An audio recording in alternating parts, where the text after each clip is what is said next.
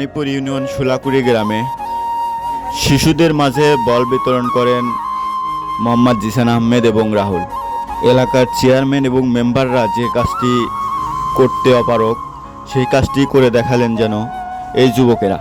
শিশুদের খেলাধুলার ব্যবস্থা করে দেওয়া সুন্দর সমাজ বিনির্মাণের একটি অংশ হিসেবে বিবেচনা করা হয়ে থাকে। তাই তাদের এই মহৎ কাজকে আমি ব্যক্তিগতভাবে স্বাগতম জানাই।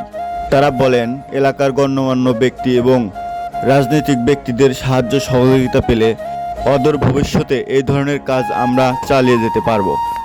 এছাড়াও মাদক মুক্ত সমাজ গড়ার লক্ষ্যেও তারা অনেক বেশি সোচ্চার।